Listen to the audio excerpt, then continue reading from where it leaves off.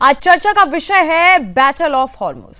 खाड़ी देशों की संवेदनशील समुद्री सीमाओं से लेकर लेबनान के पहाड़ों तक इस वक्त बारूद की भयानक गूंज है। ईरान और अमेरिका के बीच चल रहा कूटनीतिक गतिरोध अब सीधे सैन्य टकराव में बदल चुका है।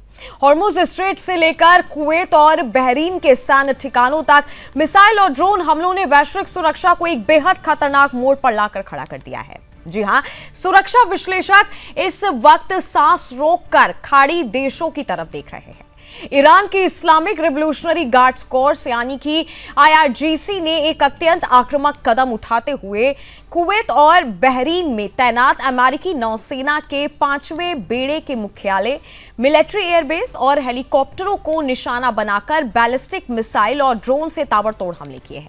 ईरान का दावा है कि उसने अमेरिकी सामरिक रीढ़ पर चोट की है, लेकिन दूसरी तरफ अमेरिकी सेंट्रल कमांड यानी कि सेंटकॉम ने इन दावों को पूरी तरीके से खारिज करते हुए कहा है कि ईरान के ये सभी हमले पूरी तरह से विफल रहे हैं। अमेरिकी रक्षा प्रणाली के अनुसार कुवैत पर दागी गई 2 मिसाइलें या तो अपने लक्ष्य से चूक गई या फिर उन्हें रास्ते में ही ध्वस्त कर दिया गया। तो वहीं बहरीन की तरफ बढ़ी 3 मिसाइलों को अमेरिकी और बहरीन के एयर डिफेंस सिस्टम ने हवा में ही इंटरसेप्ट कर मार गिराया है। ईरान यही नहीं रुका। सेंटकॉम ने पुष्टि की है कि कुवैत में मौजूद अमेरिकी बलों पर दोबारा ड्रोन से हमला करने की कोशिश की गई, जिसे अमेरिकी वायु रक्षा प्रणाली ने फिर से नाकाम कर दिया है और किसी भी सैनिक या सैन्य संपत्ति को कोई क्षति नहीं पहुंची। लेकिन अमेरिका ने भी इस दुस्साहस का बेहद कड़ा और सीधा सैन्य जवाब दिया हुआ है। अमेरिकी वायुसेना और नौसेना ने आत्मरक्षा का हवाला देते हुए हॉर्मुज स्ट्रेट में स्थित ईरान के केशम आइलैंड पर मौजूद एक कम्युनिकेशन टावर को हवाई हमले में पूरी तरह से नष्ट कर दिया। इतना ही नहीं, सेंटकॉम ने एक ड्रोन वीडियो जारी कर दुनिया को दिखाया कि कैसे हॉर्मुज स्ट्रेट के पास अमेरिकी घेराबंदी का उल्लंघन कर ईरान के खार्ग आइलैंड की तरफ जा रहे बोत्सवाना के झंडे वाले एक ऑयल टैंकर पर अमेरिकी सेना ने सीधा हमला किया, जिससे वह पूरी तरीके से जल उठा। अमेरिका ने इसके अतिरिक्त केशम आइलैंड, गुरुक और हॉर्मुज के पास भी ईरानी ऑयल टैंकरों को निशाना बनाया है, जिसके जवाब में ईरान ने भी एक समुद्री जहाज पर मिसाइल दागने का दावा किया है। यानी वैश्विक ऊर्जा आपूर्ति की जीवन रेखा कहीं जाने वाली हॉर्मुज स्ट्रेट इस वक्त युद्ध क्षेत्र बन चुकी है। तनाव का दूसरा बड़ा केंद्र लेबनान है, जहां इजराइल के सैन्य हमले लगातार तेज होते जा रहे हैं।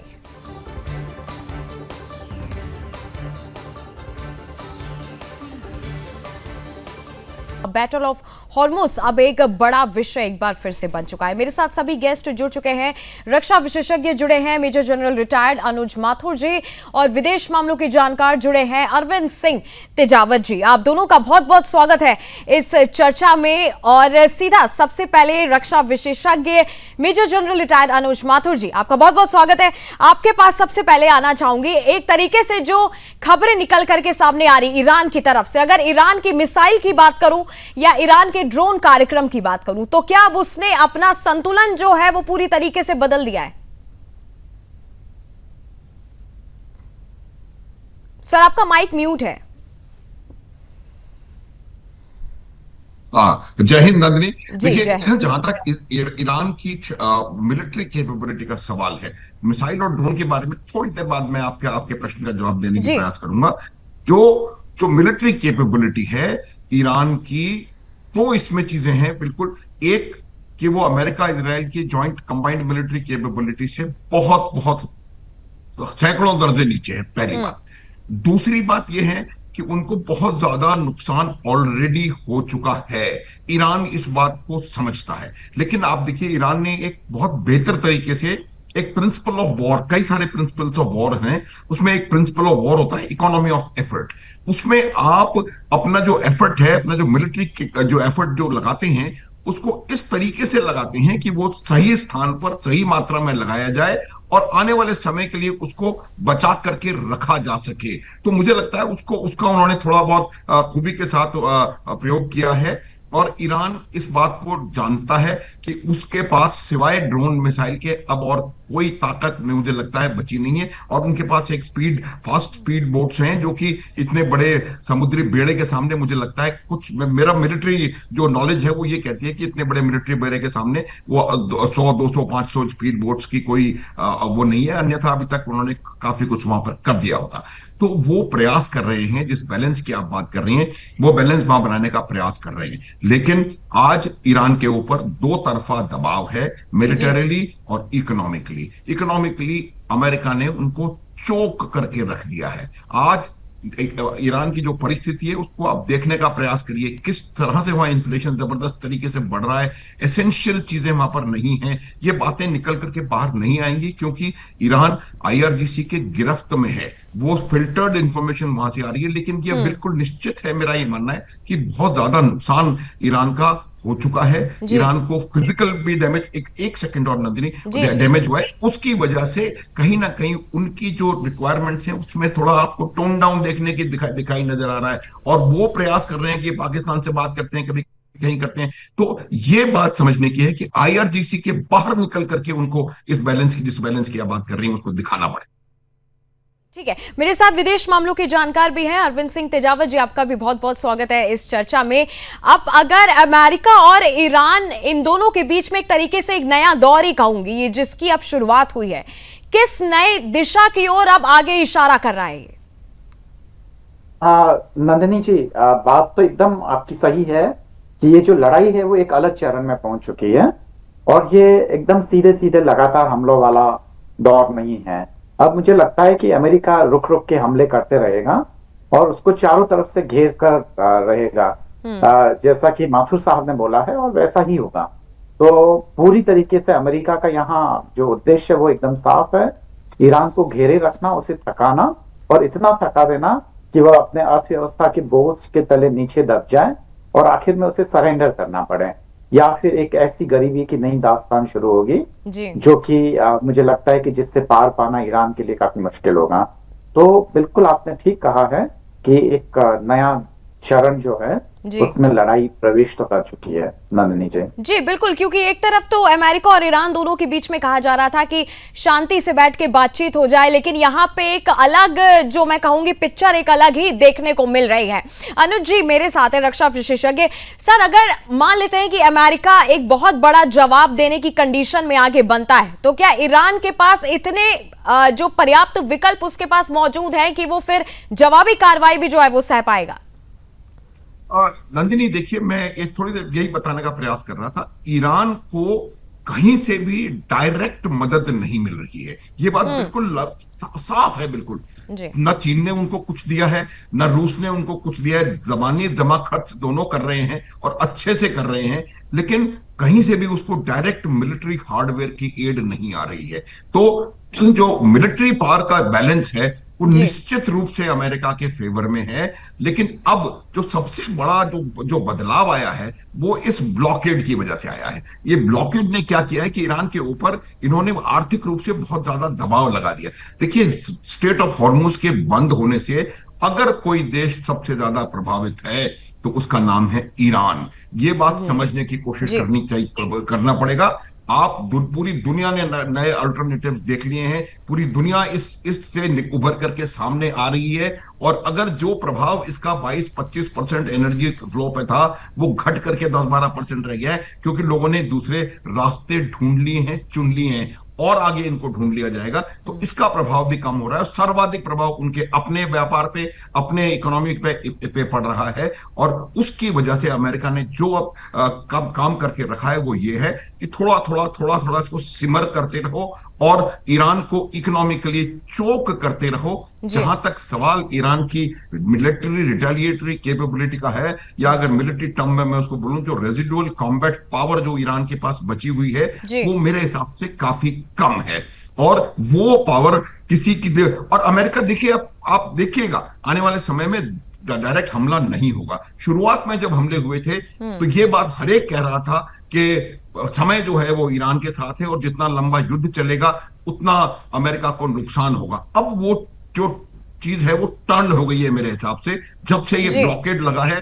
और इतना इफेक्टिव ब्लॉकेड है नंदिनी 24 घंटे में एक भी जहाज यहां से नहीं निकला है, आप चेक कर सकती हैं। ये जहां से 150 से 160 जहाज एवरेज प्रतिदिन निकलते थे, एक भी जहाज नहीं निकला है। सर्वाधिक नुकसान ईरान। तो अब वो प्रयास करेंगे, इसको सिमर करते रहें और ईरान को फर्दर चोक करते रहें इकोनॉमिकली।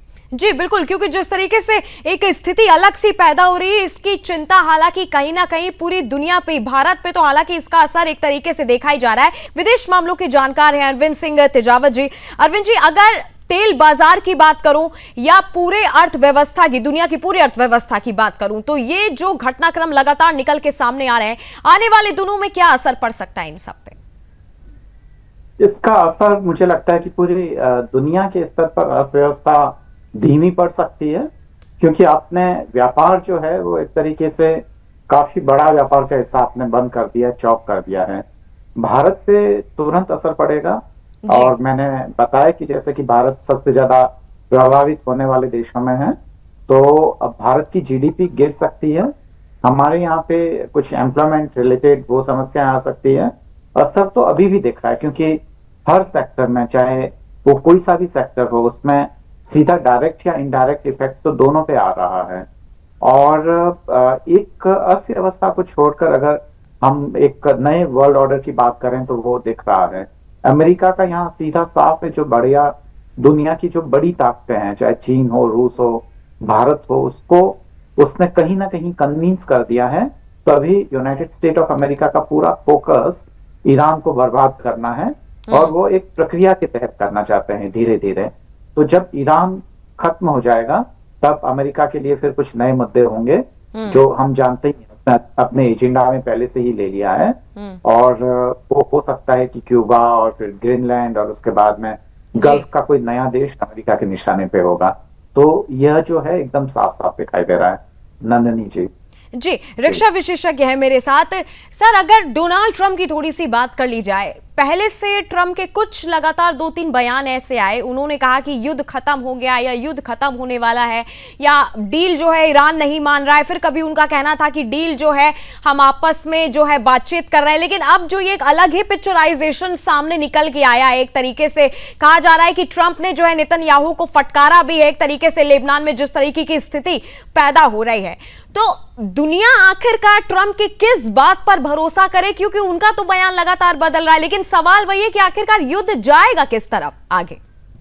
नंदिनी, देखिए, डोनाल्ड ट्रंप के जितने भी स्टेटमेंट्स हैं, वो तमाम स्टेटमेंट्स उनको वो उसमें इतना विरोधाभास होता है, उनको स्वयं नहीं पता वो क्या कह रहे हैं। हो सकता है ये भी मैं आपको बताऊं कि उनकी एक सोची समझी रणनीति हो कि वो ऐसे कंफ्यूजिंग स्टेटमेंट्स दें ताकि वो ऐसा माहौल वहां पर पैदा हो जाए कि अनप्रडिक्टेबिलिटी डोनाल्ड ट्रंप की निकल करके सामने आए, और उस अनप्रडिक्टेबिलिटी के तहत वो। लेकिन एक बात बिल्कुल देखिए, बिल्कुल क्लियर है कि डोनाल्ड ट्रंप इस बात को निर्णय कर चुके हैं, ईरान को खत्म करना उद्देश्य नहीं है। इसका उद्देश्य है पश्चिम एशिया, जो कि दुनिया के सर्वाधिक संसाधन संपन्न इलाकों में से एक है, उस पश्चिम एशिया में अपना प्रभुत्व कायम रखना। और उस पश्चिम एशिया में प्रभुत्व, ईरान की जो भूगोल है वो ईरान को ये ताकत प्रदान करती है कि वो उस संसाधन संपन्न क्षेत्र को कंट्रोल कर सके। इस वजह से उन संसाधनों पर कंट्रोल करने के लिए अमेरिका चाहता है कि ईरान कमजोर हो। देखिए, ईरान की एक और बात हमको समझनी पड़ेगी कि ईरान की तरफ से क्या परेशानी है, और वो क्यों इस बातचीत को अक्सर कहते हैं कि बातचीत नहीं होगी। ईरान एक पॉलिटिकल इस्लाम का उसकी एपिटमी कह सकते हैं, उसकी एक बहुत बड़ा नमूना है। और पूरी दुनिया में पॉलिटिकल इस्लाम का जो अगर कोई लीडर है वो ईरान है। ईरान के संविधान में लिखा हुआ है कि जो इस्लामिक जिहाद है वो अल्लाह का फरमान है कि आप उसको मिलिटरीली और हर प्रकार से पूरी दुनिया में फैलाएं, पूरी दुनिया में। तो यही वजह है कि ईरान किसी भी शर्त पे कभी पीछे। और दूसरी बात, एक लाइन और, वो ये कि आईआरजीसी जो है वो इसी इस्लामिक विचारधारा के प्रति अपनी एलिजियंस रखती है, और इसी वजह से जितने भी एक्ट आईआरजीसी के हो रहे हैं वो बातचीत की सिचुएशन के खिलाफ जा रहे हैं। जी ठीक है, मेरे साथ अरविंद जी भी है। अरविंद जी, अगर समाधान की अगर मैं बात करूं यहां पे, क्योंकि अगर समाधान की किसी ना किसी को बात करनी पड़ेगी। अगर डोनाल्ड ट्रंप जो उनका बयान है लगातार बदलता रहता है समाधान को लेकर के ईरान की तरफ से, फिर हम एक जवाबी कार्रवाई देख लेते हैं। क्या अभी भी दोनों के बीच में कोई कूटनीतिक समाधान की ऐसी गुंजाइश बची हुई है? समाधान तो नंदिनी जी तब होता है जब वो चाहते हो, और अमेरिका अभी कोई समाधान चाहता नहीं है। क्योंकि अगर समाधान हो जाएगा तो अमेरिका को वहां से हटकर जाना पड़ेगा, जैसा कि ईरान ने एक प्राथमिक शर्त रखी है कि बातचीत तो तब शुरू हो ना जब आप यहाँ से हटे। आपके जहाज हमें चारों तरफ से घेरे हुए हैं, आप हम पे हमले कर रहे हैं, सीज फायर का उल्लंघन हो रहा है, और आप कह रहे हैं कि बातचीत करिए, तो ऐसा नहीं हो सकता है ना। और आप कह रहे हैं कि समाधान पे पहुंचिए, तो समाधान तो तब होगा जबकि दोनों ही पक्ष सीरियस हो। पर इसमें अमेरिका को कोई फायदा नहीं है इस तरीके के किसी भी समाधान से। वह बस थोड़ा सा वक्त लेना चाहता है, और फिर बीच बीच में बहुत बड़े बड़े हमले की अमेरिका की स्ट्रेटजी बनी रहेगी, और ईरान को लगातार हर स्तर पर दबाव में लाया जाएगा, और उसके ईरान की यह मजबूरी हो जाएगी कि वह अपना रक्षा खर्च बढ़ाए। तो यही है पूरा, और अमेरिकी वर्चस्व जो है। और दूसरी बात ये कि इसका समाधान तब हो सकता है जब अमेरिका अपना लालच छोड़े। माथुर साहब ने बिल्कुल साफ साफ कहा है कि जो वेस्ट एशिया के जो संसाधन है वो अमेरिका की आंख में है, और उसी को पाने की यह होड़ है। तो लालच का कभी कोई समाधान नहीं होता है, लालच का समाधान संतुष्टि होता है, और वो अमेरिका कभी नहीं करेगा। जी, मेरे साथ रक्षा विशेषज्ञ भी हैं। सर, अगर खाड़ी क्षेत्र में जो अमेरिकी सैन्य ठिकाने अभी वहां पे मौजूद हैं, इस पूरे हालात को देखते हुए कितना सुरक्षित माना जा सकता है वहां के ठिकानों को? नंदिनी, देखिए, आपको एक बात बता दूं कि इनिशियली जो इनिशियल हमले हुए थे उसमें जरूर नुकसान हुआ था, क्योंकि क्या होता है कि मिलिट्री पार्लेंस में एक बहुत इंपॉर्टेंट चीज होती है, और उसको कहते हैं कि सरप्राइज जब आपको मिल जाता है तो उस सरप्राइज का डिस्प्रोपोर्शनेट आपको असर दिखाई देता है। जैसे कि हमने ऑपरेशन सिंदूर में पहले 22 मिनट के हमलों में टोटल सरप्राइज हासिल किया, और उस सरप्राइज की वजह से जो हम चाहते थे वो हुआ।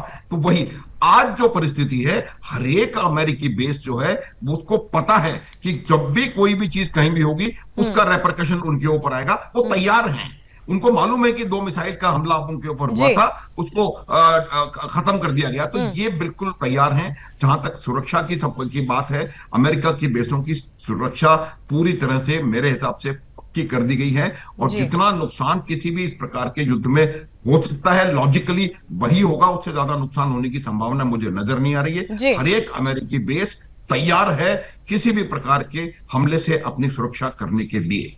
जी बिल्कुल, क्योंकि अमेरिका ईरान दोनों के बीच में एक तरीके से जिस नई लड़ाई की अब एक शुरुआत हो रही है वो काफी ज्यादा बहुत चिंताजनक है, और आने वाले समय में मुझे लगता है कई सवाल और ज्यादा अब पैदा होंगे। आप दोनों गेस्ट का मेरे साथ जुड़ने के लिए बहुत बहुत धन्यवाद। समय की कमी के कारण ये चर्चा यहीं पे समाप्त करते हैं। और फिलहाल जिस तरीके से अमेरिका की तरफ से भी खबर आ रही है कि ईरान का कम्युनिकेशन टावर उड़ चुका है, और दूसरी तरफ हॉर्मुज स्ट्रेट में ईरानी ऑयल टैंकरों पर हमला हुआ है, ये आने वाले वक्त में ये लड़ाई कहां जाकर थमेगी या फिर कोई एक और नई लड़ाई इससे जन्म लेगी, आने वाला वक्त बताएगा।